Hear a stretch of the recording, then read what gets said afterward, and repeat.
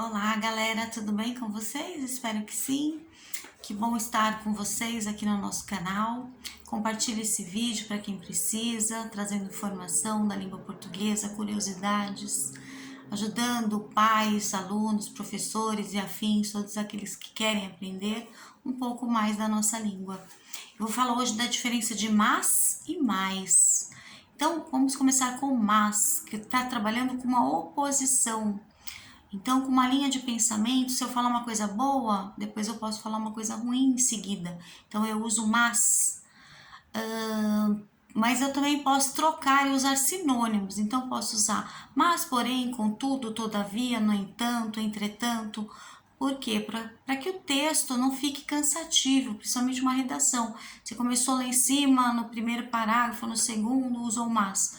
E lá no final precisa repetir, aí você não vai usar a mesma palavra, né? Para tratar de oposições. Você vai usar o todavia, no entanto, qualquer uma dessas que eu falei. Já o mais, ele é um advérbio, ele dá uma intensidade, ele dá um sentido de soma, né? O contrário de menos, por exemplo. Então, eu separei algumas frases para a gente poder observar cada uma delas. Vamos lá. Primeira fala assim: Fábio já se deitara, mas continuava acordado. Ou seja, é o mas sem i, aqui é uma oposição. Ele foi deitar para dormir, só que ele não conseguiu, então está trabalhando com os opostos, ele acabou ficando acordado. Uma outra, ó. Soluções mais malucas, como um guarda-sol para barrar parte da luz estrelar, também já foram pensadas. Então, esse daqui é mais, né? Soluções mais malucas, ou seja, contrário de menos, de mais, outras. Vamos lá. Fábio ficou curioso com a intensa luz que lhe invadia o cérebro, mas o medo afastava a vontade de prestar atenção àquela mensagem. Ou seja, o mas sem o i, tratando de uma adversidade, de coisa contrária, porque uma hora ele estava curioso e queria ver a luz, e outra ele já não conseguia, porque o medo não deixava. Então tem o mas. Outra. O que é mais interessante nas narrativas de ficção científica é o fato delas criarem um mundo em que os dados do conhecimento científico estão presentes. Então, neste caso, é mais interessante, de como se fosse uma soma, quantitativo, tá bom? Referente a quantidades.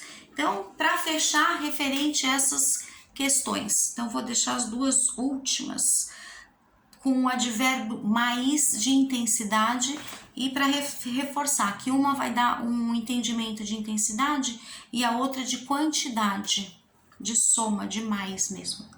Ó, os ETs estavam cada vez mais próximos de nós, então esse mais com i dá um sentido de intensidade, deles próximos de nós. E depois, eles queriam realizar mais experiências no planeta Terra. Mais, então, é quantitativo. Então, é mais também, só que referente à quantidade agora e não mais de intensidade. Agora, eu deixei duas historinhas para contar para vocês, referente das dificuldades ortográficas. A primeira é do gato que não sonha mais. Esse mais com i. Depois, eu até grifei aqui as palavrinhas mas e mais em vermelho. Bom, esse texto aqui é da Diná Silveira de Queiroz, Seleta, do Rio de Janeiro. A editora chama-se José Olímpio, foi publicado em 1974, está na página 34, 35. Então, o gato que não sonha mais aí de soma, né? Com i.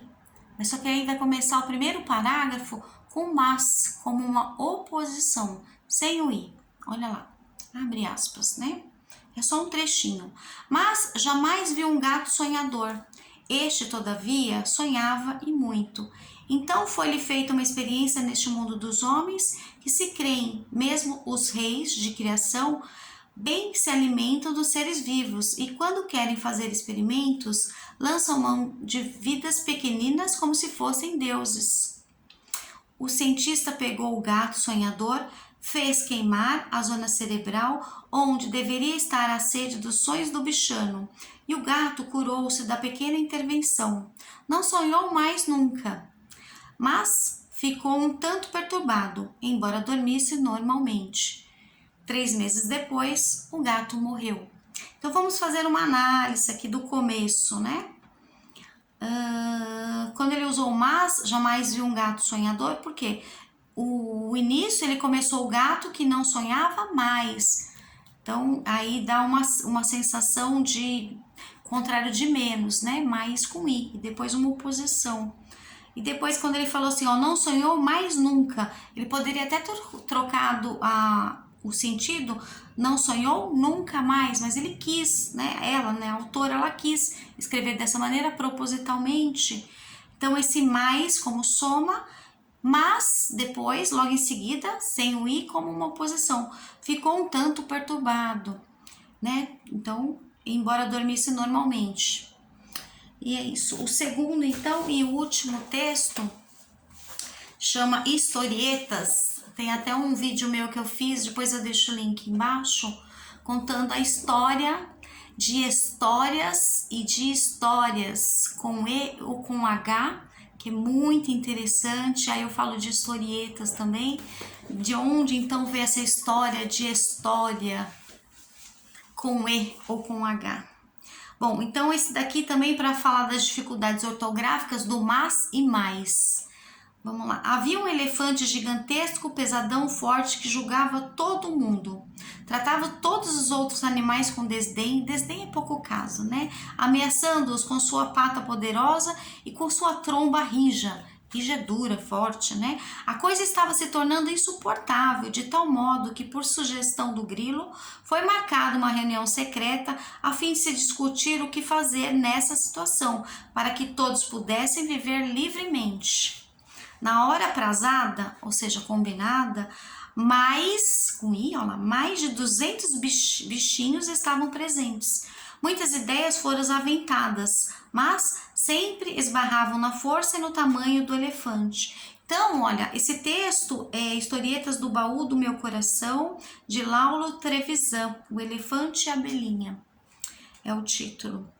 Então, fazendo uma análise aqui, quando ele fala assim, na hora mais aprazada, mais de 200 bichinhos estavam presentes, referente à quantidade, né? Conforme a gente já tinha visto. E no último parágrafo, muitas ideias foram aventadas, ou seja, foram pensadas, né? Faladas. Mas, olha lá, agora uma diversidade por outro lado, né? Mas sempre esbarravam na força e no tamanho do elefante. Espero ter ajudado e até o próximo vídeo. Um beijo.